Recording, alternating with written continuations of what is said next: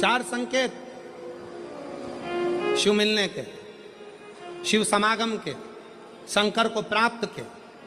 पहला संकेत भगवान शंकर देते हैं अपने भक्त को, जो भगवान शिव की कथा को निरंतर सुनता रहता है, शिवालय जाता रहता है, एक लोटा जल चढ़ाता रहता है, शिव को भजता रहता है, श्री शिवाय नमस्तुभ्यम कहता रहता है, उसको पहला संकेत भगवान शंकर देते हैं अपने मिलन का, उसको स्वप्न में दर्शन देते हैं। जब भगवान शंकर का दर्शन बार बार स्वप्न में होने लगे, समझ लेना कि तुमने पहली परीक्षा पास कर ली, तुम दूसरी क्लास में पहुंच रहे। दूसरी क्लास। शिव जी से मिलने के 4 संकेत मेरे भगवान शंकर दे देते। पहला संकेत कौन सा है? जम के उत्तर दो। शंकर भगवान जम के बोलो, काय में आने लगे? सपने। और रात शाम, वो कहते हैं ना, रात शाम सपने में आए, वो कहते रात शिव सपने में आए, बोले मेरे सपने में आए, और गंगा बहा गए, गंगा बहा गए। भगवान शिव जब स्वप्न में दिखने लगे, स्वप्न में आने लगे, स्वप्न में दिखने लगे, समझ लेना तुम्हारी पहली परीक्षा पास हो गई और तुम आगे बढ़ गए। आगे अब शिव तुम्हारे करीब में आ रहे हैं। दूसरा संकेत भगवान शंकर देते हैं शिव महापुराण की कथा सुनने वालों को। पहला संकेत शिव जी ने दिया, अगर शंकर सपने में आए समझ लेना शिव जल्दी मिलने वाले हैं। दूसरा संकेत, जिस शिवलिंग की तुम घर में पूजन करते हो, जिस शिवलिंग के मंदिर में पूजन करते हो, मान लो वो शिवलिंग कभी तुमको उसमें शंकर का प्रतिबिंब दिखने लगे, कभी तुम्हें ऐसा लगे कि कोई मुझे झांक रहा है, कभी तुम्हें ऐसे लगे कि मंदिर में और कोई भी है, तुम्हें कभी लगने लगे कि ये शंकर का शिवलिंग हिल रहा है, कभी तुम्हें लगे तुम्हारे घर में रखा हुआ शंकर का शिवलिंग कोई मनुष्य की आकृति जैसा दिख रहा है, कभी तुमने लगने लगे कि जिस मंदिर में मैं जाती हूँ वहाँ का शंकर का शिवलिंग ऐसा लग रहा है कि मंदिर में और भी लोग बैठे हैं। तुम मंदिर से निकल रही थी, पीछे से कोई की आवाज आई, तुमने पलट कर देखा कोई नहीं, तुम्हें लगने लगे, समझ लेना कि तुमने शिव पुराण की दूसरी परीक्षा पास कर ली। शंकर तुम्हारे करीब में आने चाहिए, शिव तुम्हारे करीब में आ रहे हैं, करीब। और शिव महापुराण की तीसरी परीक्षा,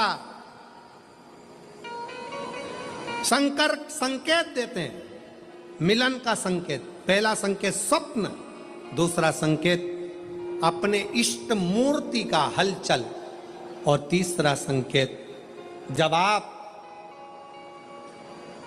कुछ सोचो और वैसा की वैसा ही तुम्हारे साथ 2 दिन या 5 दिन में हो जाए, समझ लेना कि तीसरा संकेत दे दिया, मतलब शंकर अब तुरंत मिलने वाला है।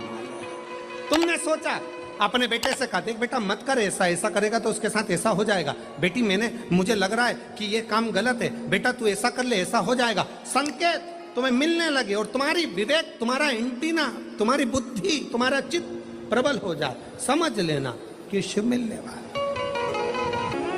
संकेत शिव। तीसरे नंबर का संकेत भगवान शंकर देते हैं, जब आप शंकर के मंदिर में जाकर बैठो या अपने पूजन के स्थल पर जाकर बैठो और शंकर जी से आप बात कर रहे हो और उसका जवाब शिव देना प्रारंभ कर दें, संकेत में देना चालू कर दे, समझ लो शिव मिलने वाला। चौथा संकेत, अब चतुर्थ नंबर का संकेत, और ये संकेत नहीं, ये शिव का मिलना है। जब ये 3 परीक्षा पास हो जाती है तो चौथे नंबर की परीक्षा पास करने की जरूरत नहीं पड़ती है।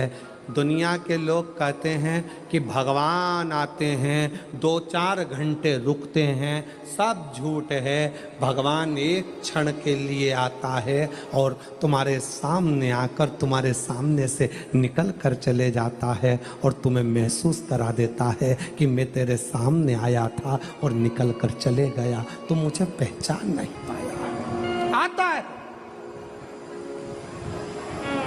आए।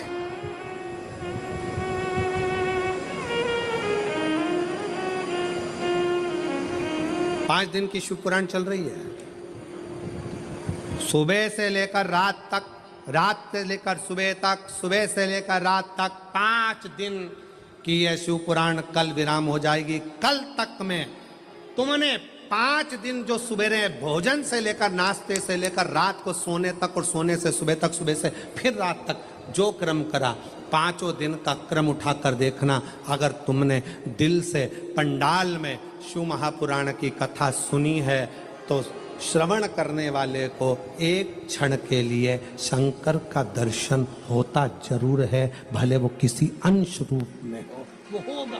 जब ये शिव का लोक है, शंकर का लोक है, तो जब हम हृदय से भगवान शिव को पुकारते हैं तो एक क्षण के लिए शिव आता जरूर है। श्री शिवाय नमस्तु। चित्तवृत्ति में वही समाहित हो, वही। कोई पुण्य का भागी नहीं है, सबके सिर पर पाप की गठरिया। पार्वती अमरनाथ की गुफा में भगवान शंकर कहते हैं, संसार सागर में कलयुग में आपका जन्म हुआ है तो मस्तक पर पाप की गठरिया भरी पड़ी है। कोई तुमसे कहे कि हमारा श्राप लग जाएगा, बद्दुआ लग जाएगी, ये लग जाएगा, वो लग जाएगा, दुनिया के लोग तुम्हें डराएंगे, धमकाएंगे। डरने की जरूरत नहीं है। संसार सागर में कोई दूध का धुला हुआ नहीं है। शिव पार्वती से कहते हैं, संसार में वही श्रेष्ठ है जो शिव की आराधना में डूबा है और शंकर के मंत्र का स्मरण कर रहा है। पाप सबके माथे पर है। 4 स्थान पर हर व्यक्ति से पाप होता है। पहला, झाड़ू लगाते समय छोटे जीव मर जाते हैं, पाप माथे चढ़ जाता है। दूसरा, वस्त्र धोते समय, नहाते समय छोटे छोटे जीव मर जाते हैं, उसका पाप माथे चढ़ जाता है। तीसरा, अग्नि जलाते समय, भोजन बनाते समय, लाइट जलाते समय छोटे छोटे पतंगे मर जाते हैं, उसका पाप माथे चढ़ जाता है। चौथा, अपने घर से चलकर जब हम कहीं जाते हैं, अपने पाँव के नीचे छोटे छोटे जीव मर जाते हैं, उसका पाप माथे चढ़ जाता है। 4 स्थान पर हर व्यक्ति से पाप होता है। प्रत्येक व्यक्ति के मस्तक पर पाप बंधा रहता है। पर सुन पार्वती, जो प्रतिदिन शिवालय में जाकर 1 लोटा जल शंकर को समर्पित करता है, वो धीरे धीरे पाप से मुक्त होकर मेरा अपना होते चले जाता है और वो संसार सागर से मुक्त हो जाता है। बहुत डराया गया संसार में, लोगों ने खूब डराया आप लोगों को। ऐसा मत करना पाप लग जाएगा, ऐसा मत करना पाप लग जाएगा, ये मत करना पाप लग जाएगा, भगवान को ऐसे भोग लगा दिया पाप लग जाएगा, भगवान को ऐसे जल चढ़ा दिया पाप लग जाएगा, भगवान को ऐसा कर दिया पाप लग जाएगा, भगवान को ऐसे प्रणाम कर लिया पाप लग जाएगा। शिव महापुराण ने सब कुछ समाप्त कर दिया। शिव महापुराण ने तो एक ही बात कही कि बच्चा गंदे नाली में गिर जाए, बच्चा गंदे पानी में गिर जाए, बच्चा गंदे कीचड़ में गिर जाए, उसको कोई नहीं उठाएगा, कोई गले से नहीं लगाएगा। बच्चा कीचड़ में गिरा हुआ, केवल एक माँ और एक बाप होते हैं जो कीचड़ में गिरे हुए बच्चे के कपड़े नहीं देखते, उसको गले से लगा लेते हैं। उसी तरह संसार में कितना भी पाप हो जाए, शंकर के मंदिर जाना मत छोड़ना, क्योंकि वो बाप ऐसा है कि तुम कितने भी पापी हो तो भी गले से लगाकर तुम्हें तार देगा, तो भी तार देगा। तुमसे कहे पाप लगेगा, पाप लगेगा, शिव जी की भक्ति में, भजन में, स्मरण में उल्टा जपो, सुल्टा जपो, कैसे जपो, दिन में जपो, रात में जपो, शुद्ध में जपो, अशुद्ध में जपो, जैसे हो वैसे जपो। शंकर का नाम जपने वाले पर भगवान कृपा करता है। जो दिल से श्री शिवाय नमस्तुभ्यम बोलता है, वो शंकर की औलाद शिव का पुत्र कहलाता है। श्री शिवाय नमस्तुभ्यम बोलने वाले पर शंकर कितनी भी समाधि में लगे हो, श्री शिवाय नमस्तुभ्यम बोलने वाले को शिव नेत्र खोल कर दर्शन देते हैं।